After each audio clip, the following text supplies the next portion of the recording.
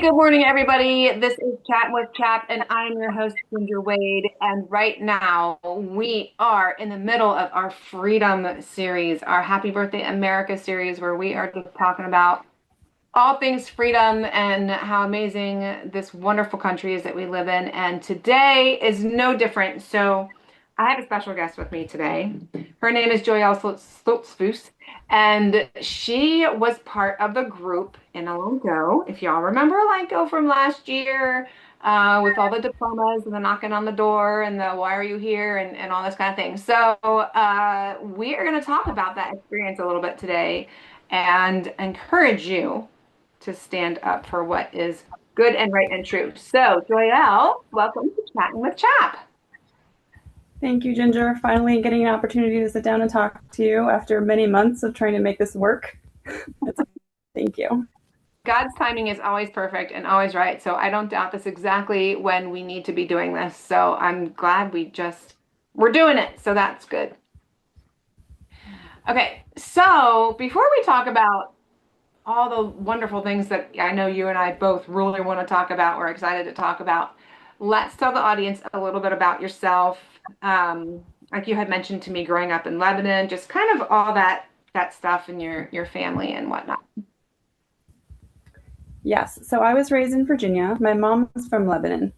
So we lived in Lebanon just briefly after returning from Portugal, where I was raised during my elementary years. And I was homeschooled for most of the time there with 1 year in Portuguese school. And after moving back to Virginia, I was homeschooled all the way through and graduated there. And then after my husband and I got married and had kids, we moved to Tennessee. So my background is um, very much in the homeschool arena, networked in with the homeschooling community, and then getting an understanding of Tennessee state law and homeschooling in Tennessee. And that was not a problem. We had great times and no issues whatsoever with homeschooling in Tennessee. And then my husband and I moved back to Virginia a number of years ago and resumed homeschooling under a religious exemption in Virginia. And again, didn't have any issues there. Wonderful homeschooling experience, plugged in with older homeschool mamas whose kids I was raised with. And also still connected in, yeah, still connected in with some friends from Pennsylvania and understanding the rigidity of homeschooling structure and statute here in the state of Pennsylvania. So I knew a little bit about it. You know, I understood a little bit about what I was getting into when Joe and I decided to move up here a little over a year ago. Yeah, so that's a little bit of a switch, just a little. But It was a hardcore, like, okay, what do we need to do now? so Reorient. yes, I absolutely want to talk about that because there's more and more people moving around and, job here, job there. They come into the state. We have so many people that write in and go, we're getting a job in Pennsylvania and I want to homeschool. And oh my word, this is terrifying. Which the whole purpose that CHAP exists is to, relieve those fears and help people get settled in. But what did you do? Like, how did you prepare when you knew, okay, we're going back to Pennsylvania. I'm definitely going to homeschool.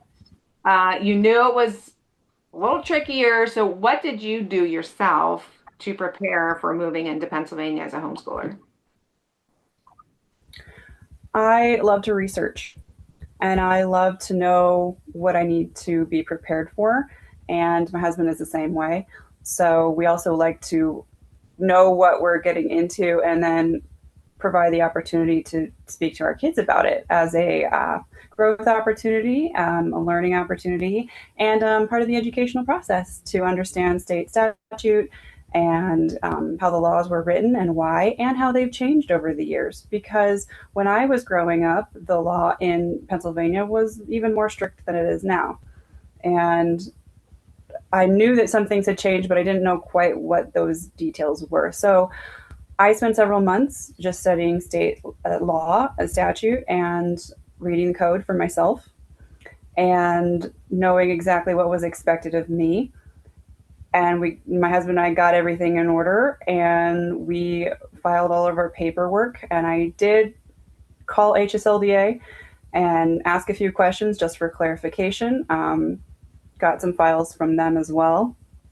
And my husband and I have been members with HSLDA for quite a while, and my family, when I was growing up, were also members. So very familiar with the process of HSLDA and highly recommend it as a resource to parents. If you're not a member, I strongly encourage becoming a part of the membership there, because they are very just encouraging and supportive. And I never thought that I would need to use their services.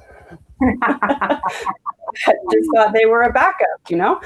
So I got everything in order. My husband decided that he would like to be the supervisor for us. So we um, uh, filled out everything with his name on it as supervisor, and we filed it before August 1st. Mhm. And So, then we thought that we were good to go.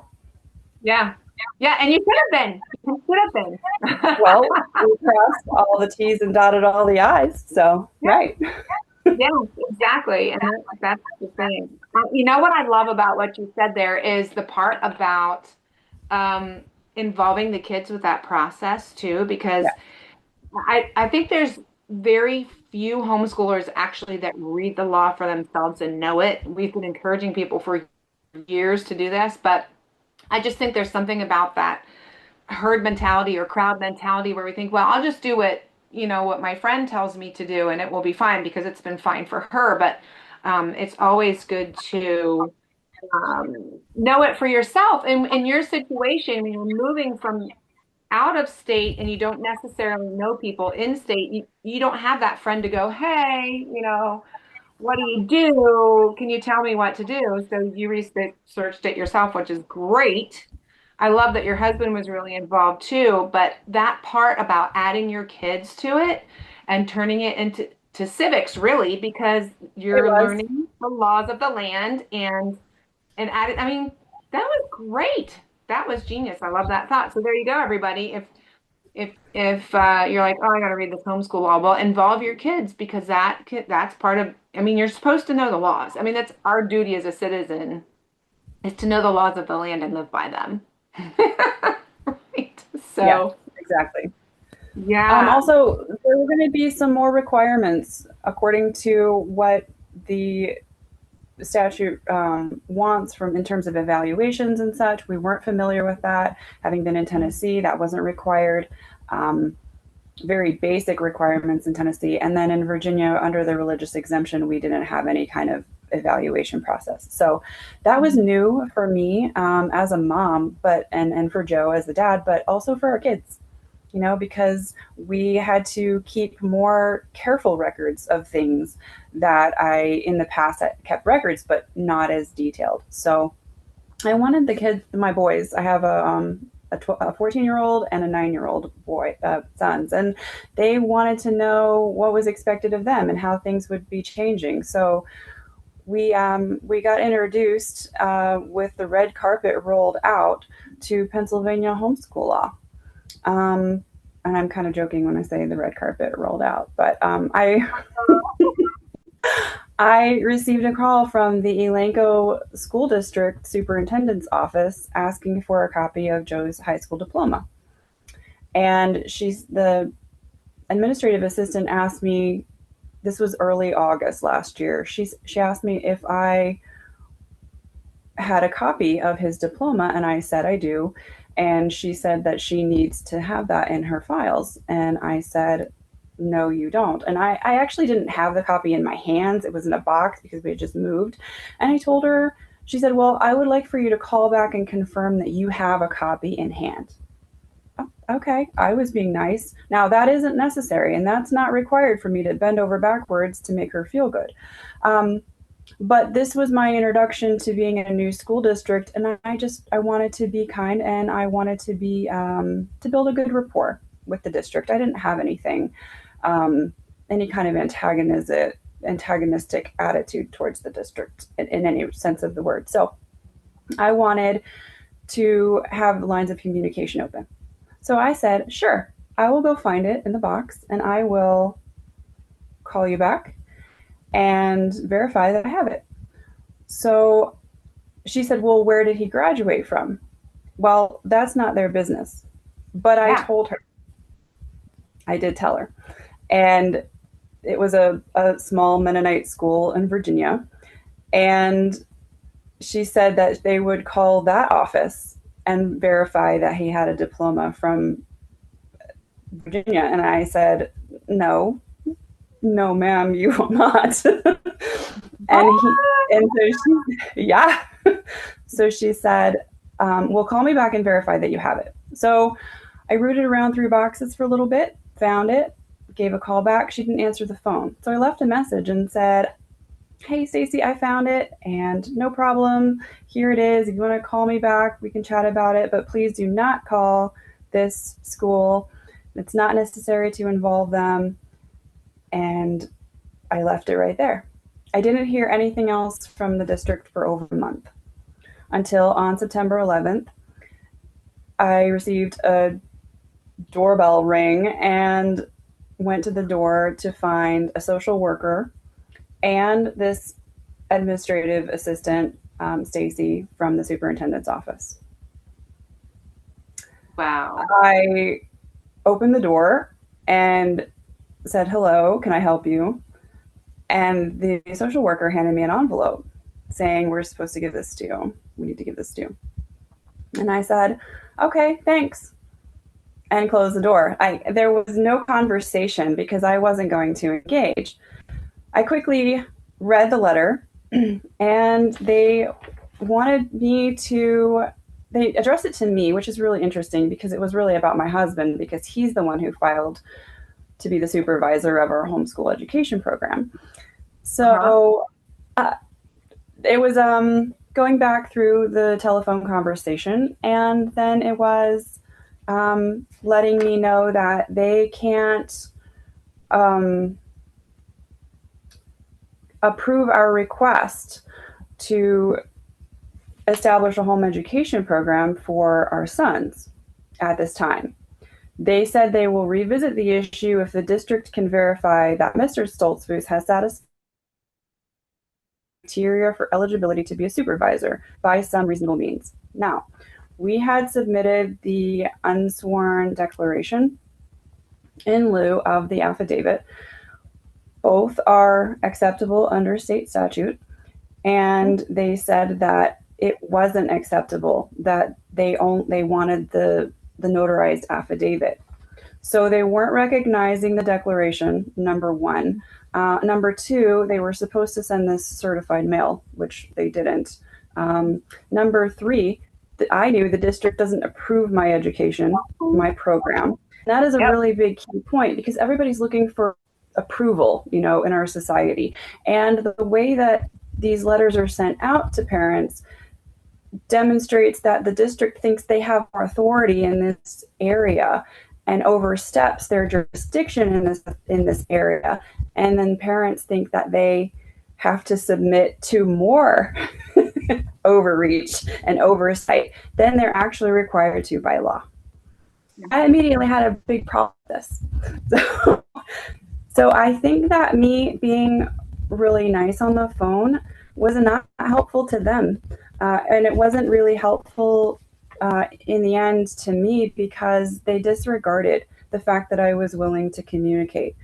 The last paragraph talks about the public school code, section 1327.1. If anybody wants to go read the code, the district says that they've conferred with the Department of Education and were told that the district was correct in this information being needed to be provided by the supervisor. That is not true. PDE does not need to have this information provided. The unsworn declaration or the affidavit are sufficient evidence and proof. They said if the district's position does not change based on Mr. Stoltzfus providing us with the information requested, both your children, 6 years of age or older, must satisfy compulsory school attendance requirements in a manner that complies with the public school code. Obviously, they hadn't read it thoroughly before they sent this letter, but however, they continued to tell me how I can satisfy these requirements through the school district. And then the last line is non-compliance with compulsory attendance laws can result in the filing of a truancy petition with the local magisterial district judge. So they sent 6 paragraphs in the end threatening to file truancy charges against my husband and myself. Yeah, yeah, and it stems all from trying to be nice on the phone, like and that's where it is, where we need to stand firm on knowing what the law says and what we do and do not have to do. And right there from the beginning, you didn't have to show them a diploma or go get the diploma or whatever. You knew the document was enough, and right there is, this slippery slope, and then here you are, there at your door and threatening you with truancy charges when, you could have said on the phone, no, my unsworn declaration is enough, and you need to accept it because it is a legal document, and there's nothing you can say about it because you don't approve my homeschool. You're the drop off for my paperwork, and that's literally it. So, and that is unfortunately very few school districts understand their role with homeschoolers. Some of them might be nice and not say anything, but that doesn't mean that they don't think they have some kind of jurisdiction over our homeschools. So, and that's something that's really important. Multiple times in previous podcasts, I've said they are literally a drop-off place for your paperwork, and that is all. Like you take it there, they can't approve you, you can't, even the evaluator, they check for compliance, but they don't tell you if your child passed or flunked or refused to do this or that or whatever. They are just checking for compliance. It's the supervisor is the person who is totally and completely in control of the homeschool for their children. So I can't even Absolutely. believe we're going to. It doesn't matter if they stamped me denied. It doesn't matter. Yeah, and they're accusing you of not following the law, and yet they themselves are not following the law. And like you said, they didn't send a certified letter. It probably wasn't, it has to be signed by the superintendent. Many times letters are not. It's like some other director of something. In all communications is supposed to be signed by the superintendent. But I can't believe that not only did they show up at your house, but they also said they were going to call the school where your husband went to school. Like, wow. Mm-hmm. Yeah. Yeah. So after reading this letter, I took about 30 seconds to pray about it. And then I sat down on the bed and thought, what do I need to do right now? I thought, well, I could react. I could have some, I could stew on this for a while. And I thought, no, I'm a very proactive person. I'm going to call HSLDA immediately. And I tried to get a hold of my husband who was at work and not available, but I knew what he was going to say. So I talked to Will Estrada, and he was, as he always is, right on top of things. And I asked, what can we do about this? I want to push back, and I want to push back hard, and I don't want any messing around here and he cut me off and he said, oh, did you not know that they've approached a number of other families today? And I said, what? So I was later in the day, I was around noon that they stopped by my house, but earlier in the day, they had stopped starting at 8 a.m., had harassed other people in their homes. So I had already known, I had not known that this was already happening. But when Will said, this is occurring, and one of the other families is very upset about it, I said, what do you think we should do? He said, I think we should file a lawsuit. What do you think about that? I said, I'm game. Let's do this. Let's do it right now. Let's not waste any more minutes about it. Called my husband. He agreed. and then spoke with Will again later, and he said that there was another family that wanted to join us as plaintiff in the case. So within 5 days, 3 business days of receiving this doorbell ring, we sued the ELANCO school district and let them know we're not fooling around here. We're not making any demands other than what is already required by the state statute. We have followed the law. You, sirs, are not following the law. So it took several weeks of back and forth, but the district eventually capitulated. They didn't have any recourse to push back against us. So we did sign a settlement agreement with ELANCO at the end of October, and the district agreed to not come to the home anymore, to send all written communications by certified mail, to not deny our home education program, that they do not have to give approval to our program, and that they would accept the unsworn declaration. Now, this was for us, okay, and for the other plaintiff in the case. However, I know that the superintendent, Snopkowski, stated that he had no intention of changing how he does things in the district. And this is true. We've let it play out over the last months, and others have received letters requesting a copy of their high school diplomas just in recent weeks. Yes. So, yeah, I'm aware of these letters too. Okay. Yeah.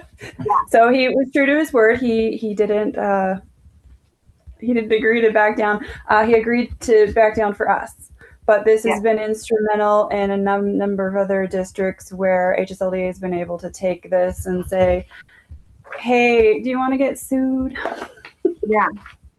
Yeah, and so I know they're doing it. There's stuff going on at ELANCO. There's stuff going on at CV, Conestoga Valley, and in other words, that's pretty local to you, but just across the state. But the message is here, everyone who's listening. The message is it just can't be Joyelle standing up, right? So the district capitulated for her and for the other person in the lawsuit. But the district didn't capitulate for the rest of you, even though they should have. They should have. So everyone out there, you need to stand up and say no. Like apparently, what's obvious to me is that this district and other you have to pay attention to what your district is doing. Everybody across the state, they are so used to doing what they want to do and functioning how they want to function because no one bothered to stand up against them before. But they need to follow the law too. It's just not you that needs to follow the law. They need to follow the law, and they're not following the law, and they say they're not going to follow the law, and that's not okay. So y'all, you need to pay attention. You know, what Joyelle said, the things that she did, and the things that they, you know, we've said it again and again on Homeschool Pennsylvania, what it is that the school district gets and what you need to hand in. Only do that and be aware of what overreach is and to not allow them to ask for those things. I can't remember if you said we were going to talk about a few of those things. So I guess in making people aware, Joyelle, of how to prepare coming into a school district anywhere in the state, and in any state, really, you really need to know the law, particularly in Pennsylvania we're talking about. So in preparing, we want to make sure that parents are reminded that they need to know the law. And sometimes we just need to reread it. Yeah. Homeschoolpennsylvania.org has all of it out there. It's all explained. The literal text of the law is there too. CHAP also hands out booklets that just has the law in it. And we gave those, Joyelle. I was at you were probably even there. I was at a school board meeting there when Katie Walker spoke. Okay. And my husband and I were there representing CHAP, and we gave law booklets and CHAP a whole stack of them for every member of the board, and they wouldn't receive them. I don't even know that any of them, they took them and set them off to the side, like they had to look through them to make sure that it was something they wanted to be bothered with, and then they probably got thrown in the trash. But we presented them with the law itself and with information on how to get in touch with us so that we can explain things and help them, because this is one of the things that we do as an organization, is help people to understand the law and, abide by it. But yeah, and you can do that, and you can do that nicely. Here's this law booklet, you can read it and you can know.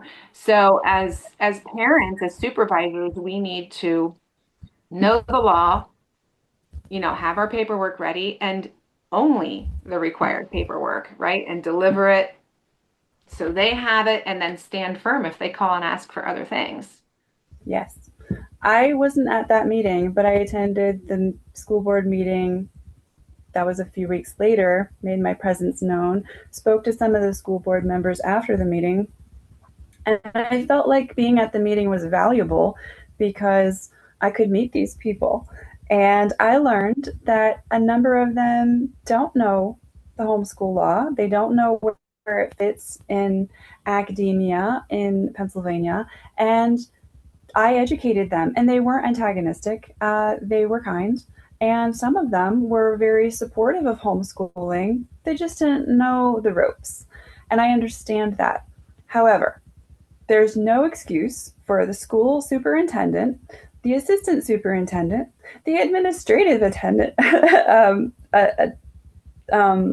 assistant of the superintendent, getting my words jumbled, or anybody on the school board to not understand the law as it pertains to a home education program. Now, there are a lot of home education programs done through the school, and they know the statute pertaining to those. So, in my opinion, there's no excuse. And I would say, going back to what you said a few minutes ago, that it's not good enough for a parent to say, oh, so and so talked to a friend of mine and she talked to somebody at HSLDA and that attorney told her. I say, nope, not good enough.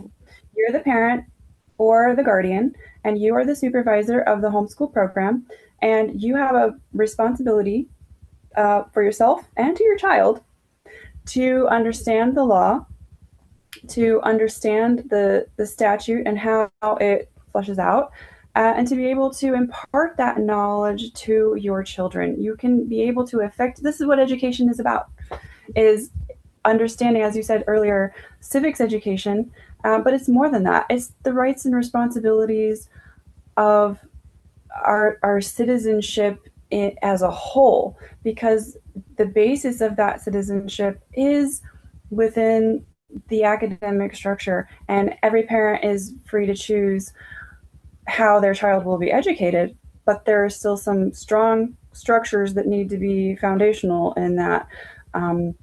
And I would say the ability to homeschool our kids is a gift, and it shouldn't be taken for granted.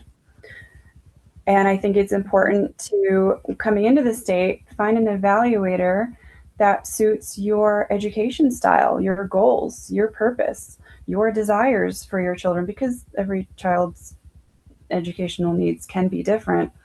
And I think it's important to focus in either prior to moving to Pennsylvania or as soon as you get here to learn the evaluation process and get plugged in with an evaluator. And I know that you have resources available for that. Yeah, so you had said one of the days that we had to shift, you said you were getting ready for your evaluations and you were really nervous about it. Did that process end up going well? Like, how did that end up for you guys? Because that was the first It time was having to do that. swell. It was absolutely swell. And I didn't need to have any anxiety over it. It just was my first time. And so trying to make sure that I had done everything just so was good, and it prepared my kids for that too. But they did well. They were just like, oh mom, do we have to? I understand, but they loved our evaluator and all was well. Yeah, so but that's the I thing. was prepared. Yeah. Yeah, I've had the same evaluator from the beginning since my oldest, who's now 23, was 8. So It's what is Okay. that? Whatever. So and she's wonderful, and you kind of build that relationship, right? And then it's just kind of fun to be like, oh, what'd you do this year? And my evaluator works in the school district. So then, she comes over and sees what we're doing. She's like, "Oh, you give me hope," right? So it's good to have that. You definitely need to have a relationship with your evaluator that is good, that is healthy for you. And there are different evaluators out there. I mean, there is no like there's law about who can be an evaluator, but there's Yeah. no law or training in how to be an evaluator. And so everyone takes their opinions into it, right? And there's just different opinions on an education, which is completely fine and completely good, but you need to find that person that works with, your angle on education. So we talked about preparing, coming into Pennsylvania, and it's not even coming into Pennsylvania. It's just being a Pennsylvania homeschooler and being prepared.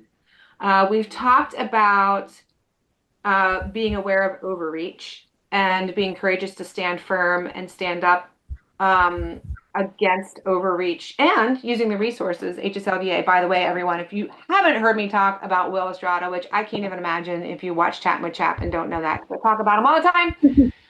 They are wonderful, and he is wonderful, and he will definitely support you with issues. So beyond those things that we have talked about today, which has been so good to encourage people with, how was your first year? Like adjusting into Pennsylvania and, getting everybody in here and like, did it go well? Did you get to do any fun trips or things like that were memorable for your first year, or how did it We did. go? We had some, Pennsylvania has such rich history, and obviously Virginia does too. Um, but I hadn't explored Pennsylvania. So we've taken some great trips this year, and the kids have learned a lot. And so much about the coal industry and history has been beneficial Yeah. for them. It's something that's, I think, often overlooked. Mhm. But yeah, they've been very interested in that, and so it's been fun. Aside from making sure that everything is in order. That wasn't super fun. Yeah. But it was okay. And we were able to navigate, what is important for my husband and I in the process of educating our kids. Um, and what are the fun things that they can bring into the dynamic of their education process. So, Mhm. yeah, so we've done a lot of exploring. And we really are looking forward to doing that more this year. Pennsylvania is huge. It just takes so long to get anywhere, too. It does. It really does. You don't think of Pennsylvania as being that big, but it takes a while to get from east to west. Yes, yes. State. But we were in Scranton at the coal mines this year too, and the kids really enjoyed that. Um, what a terrible life! What a terrible life! Yes. What those people gave to put us where we are today. Mhm. It's on par to me with even the soldiers that fought for our freedom and stuff. Just how people lived was, we are so cushy. Our Yes. lives are so cushy. So, so going forward, Joyelle, what? So two things. What are you looking forward to next year? And is there any other message that you feel Pennsylvania homeschoolers really need to hear? Over the next year, I'm really looking forward to meeting more mamas, to meeting more homeschool families, to connecting in. I was not connected in before I came. It's been kind of a slow process over the last year, which is fine. Um, Mhm. but I really want to meet more people and just support and encourage. And I feel like what I went through, I have a message that I want to share with these mamas. Um, my husband and I go back on it and we think, do we have any regrets with how we handled the process or communication with people? And we say no. But one thing that keeps coming up is people said I was so brave. people said I was so courageous to come forward. And I want to say to the moms, to every homeschool parent, but particularly to the mamas, you can do this too. It's not just me. I'm not super special in the sense that I can do something that you can't. You have the God given ability and the capacity and the gifts to be able to understand what is important for your life. And the capacity to be courageous, to bolster confidence, to not allow any fears to get in the way of doing what you know is right, what you know is necessary for your children. And I know that there are so many brave mamas out there who are working really hard to give their kids the kind of life that maybe they didn't have or that they want to expand on, um, in ways that would be protective of the kids, loving, teaching, guiding, encouraging the kids to become confident adults. I was raised in an environment of fear. And there's one message that I really want to share with mamas who are in my age demographic and who may have been raised the same way. Not all, but I know that there are some. And I think back on the kind of fear environment that was instilled in me growing up as a homeschooler. Stay inside, don't go outside, don't let anybody know we homeschool. Don't ever talk to social workers or CPS or get involved with the school district. Um, Everything was kind of nail biting, and that fosters an environment of anxiety. It fosters an environment with the children of not learning how to stand on their own 2 feet. And I'm the oldest, so, by just experience, I stand on my own 2 feet. I have 5 brothers. Wow.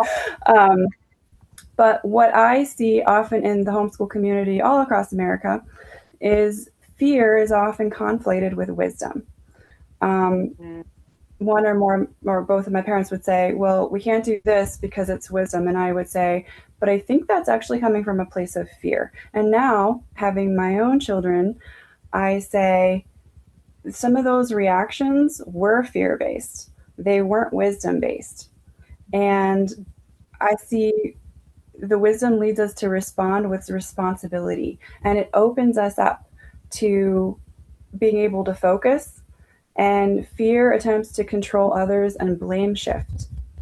And wisdom uses knowledge to address the situation with clarity and purpose in a way that fear causes us to shrink.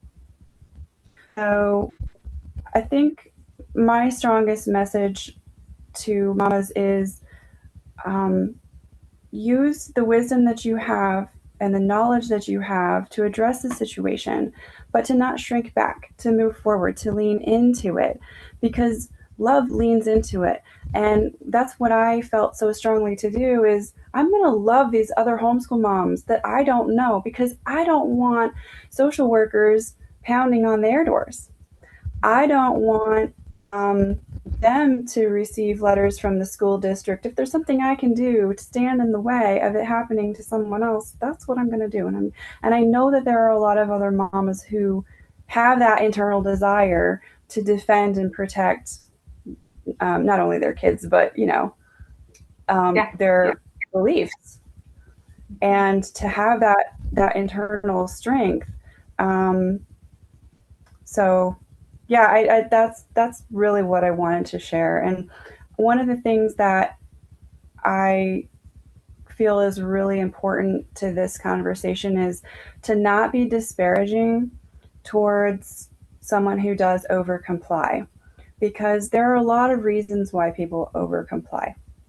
And I understand that we shouldn't, and I'm not advocating for over compliance in any sense, but I'm saying that a heart of wisdom and a heart of love and kindness towards someone else should wrap around that person who has overcomplied and said, hey, what do you need?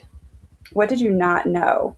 And offer advice, offer instruction, offer counsel, and to make sure that that that cycle of fear, because I think that overcompliance comes from fear. If we really look down at the core issue, I think it comes from fear. But then it also, sometimes if someone's angry at somebody else over complying, can also come from fear. Because if 5 moms in my district handed over their high school diplomas, that made it harder for me because someone showed up on my doorstep to make it, right? Well, I don't look at it as blaming those 5 mamas who may have or may not have done that. Um, I look at it as I have a responsibility right here in this moment to do something about it instead of blame shifting and saying, oh, well, they shouldn't have done this in the first place. True, they shouldn't have. But right here, out of love, I'm going to say, nope, not on my watch. And then I think that encourages other parents to step up and say, oh, we didn't have to do that. Oh, wow, I didn't know that. And then we can continue this conversation and it can be profitable and supportive and exhortational. Yeah. Yeah, I totally agree with that. And it's when we have to remember that we are supposed to use our words to edify and build up, right? Not tear down. So Yeah. we're homeschoolers together. We're in this together. And yeah, some people do things out of ignorance or fear. I think fear is I mean, that's the big motivator many times, right? So we don't want to get in trouble, so we'll just do it just so we don't get in trouble. But that in itself is its own issue and its own worry. So thank you for that. Thank you for that exhortation to folks to be courageous but gentle with each other as Gentle. we build each other up. And it's good. We can be courageous and not be jerks, right? We can be Yes. brave and stand firm and yet not like run over other people, right? As we're doing it. So I really appreciate you sharing your story today. I think it's really good, just on a whole lot of levels, just about being prepared, but also this kindness and not doing things out of fear. There's so many good things that you said today, and I'm really grateful that you took time to be with me today so we could share this message. And I just think it's really important to hear. So I thank you, Joyelle, for coming on the show today. You're welcome. And I'm so grateful for your opportunity that you've given to me to chat with you and to share these things that have been on my mind for the past 9 or 10 months. Yeah, yeah, I'm really glad you got to share them because it needs to be heard. It needs to be heard. And we're coming up on another year. It's July now, so August is coming. So who knows what's going to happen this August? But we'll Yes, be ready. yes. We're in touch with Will, I have and we're ready for what's going on. I have a quick question for you. Sure. How often have you noticed that moms in an older demographic who homeschooled under a stronger stricture, how often have you noticed that they've gone back and seen that the law has changed versus them advising the younger generation to continue to comply to the old laws? Bold laws. Uh, well, I see this the most often with evaluators. So the big change in 2014 was with we don't have to give portfolios to the school district anymore, which was great. And then the other big thing was with diplomas. So parent issues diplomas became equivalent to, say, a diploma at that point in time. So pre 2014, most everyone was using the diploma program because it was an accredited diploma that was recognized by financial institutions and colleges and stuff like that. And the 2014 change it made, like, say, if I print one out on my computer and I sign it, it makes it equivalent to that diploma program diploma. Oh, So we have our evaluator sign that, and then we sign it also, and there you go. So the big thing I see there between the old and the new is the people who homeschooled prior to that thought you had to have certain things, like chemistry, biology. Well, and you had to have a certain curriculum that you had to use, and you had to do it a certain way. And that's mostly being pushed still by the evaluators who evaluate for those diploma programs. And I just think Okay. and that's why like, when I talk about evaluators, I encourage people to find out if that person evaluates for a diploma program. Because normally they will be thinking, well, you have to do this and this and this, when that's not true unless you're using that diploma program. So there's the law, which actually is pretty open and generic if you read it. I have a number of podcasts that explain it. And then diploma programs kind of build on that, and many diploma programs make it look like public school. Like, in ninth grade you do this, and in 10th grade you do this. But the law is very loose with those types of things. It's very general, and generic in the requirements. That just changed it. Like if you were, I don't know, some diploma programs have like a drama focus um, diploma. So you would do these classes for that, or some have a college prep diploma, and these have so they have all their own different rules and whatever for the diplomas that they award, but those things don't apply to people who are not using a diploma program. So that's the biggest place where I see the discrepancy between the old and the new. Okay. Okay.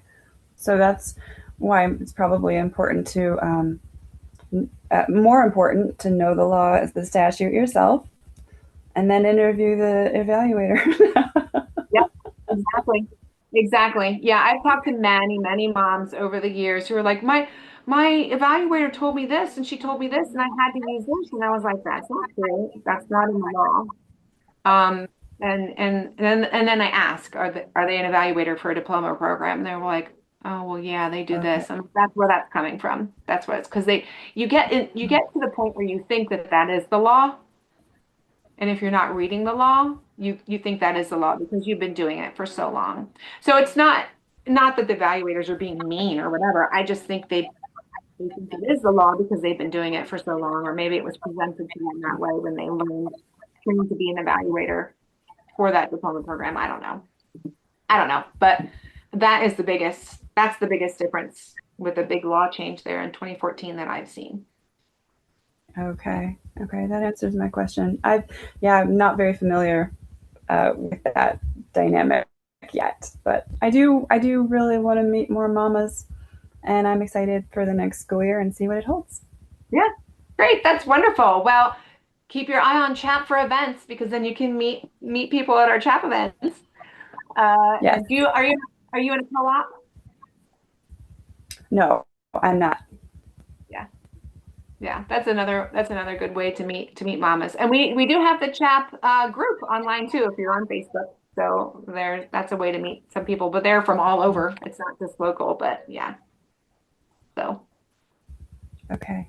And okay. everybody knows where to go find hslda.org. Yes, yes. It's a good thing to know. I'm telling you, Will is an all-star and he is all about Pennsylvania. We are his favorite from the bottom of his heart. So that's a real good blessing. So yeah, it's really fun to work with him and stand up for what is right. And yeah, and support homeschool students that way. So thanks, Joyelle, for coming on the show. I really appreciate your You're welcome. time. Thank you. It's been a really great conversation. Thank you. I Okay, appreciate you, everybody. and I'll be working with you. Thank you. Thank you. All right, everybody, we will see you next time. I think Ro might have one more episode coming up on America and celebrating freedom and just the amazing country that God has given us. And then after that, we're going to be getting into reminders for the fall and a little bit of chap history. So, all right, enjoy the rest of your summer. Hopefully, you're not too sunburned, but you're enjoying some time by the pool. We'll see you later next time. Bye.